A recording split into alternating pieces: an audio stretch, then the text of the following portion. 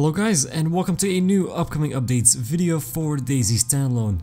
So today we're going to be looking at the recent status report and talking again about 0.60 and the blockers stopping it from going up. The first one there is inventory UI. They did say user controls within the new inventory look to be at parity with the old inventory system.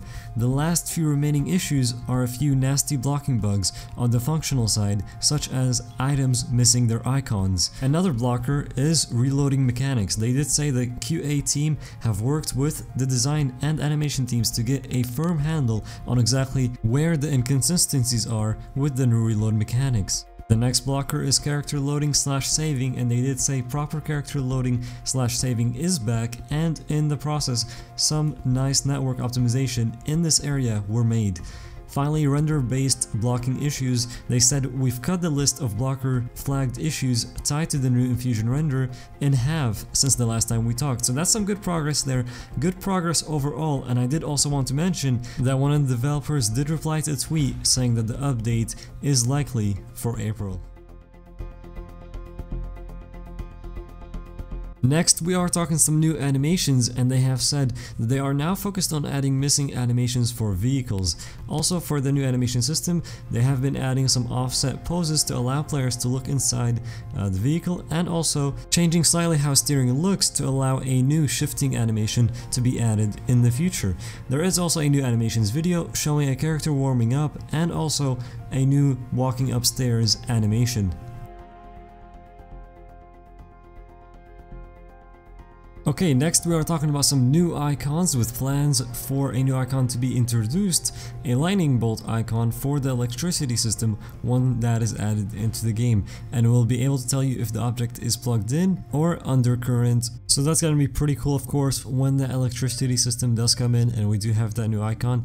The second one they talked about is a new icon showing the needed amount of some specific item to be able to turn it into desired state, like a number of planks to barricade doors. Now this is the first time they actually talked about planks and barricading doors, and they are talking about it and saying also there will be a new icon.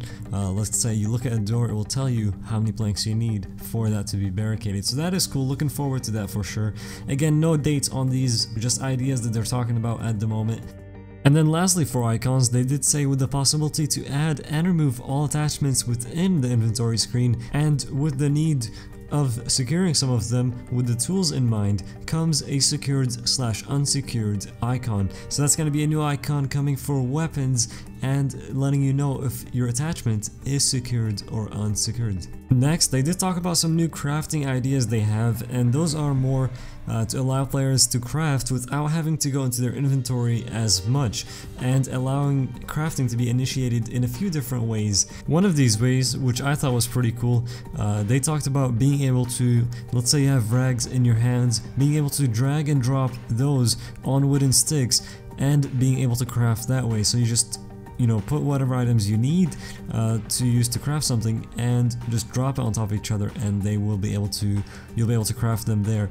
And then the second way they talked about is having one of those items in your hands. So let's say you have the rags in your hands, or you have a stick in your hands, and then on your hotkey you have rags somewhere on there. So all you need to do, you have the sticks in your hands, you hit your hotkey for the rags, and it'll give you the option to craft something right there. So those are pretty cool things they're talking about there to do with crafting. And also these are pretty cool because you don't have to keep going back and forth to your inventory to do things. You can do things straight away, just look at things, drop things on top of each other, and use your hotkeys in order to craft items.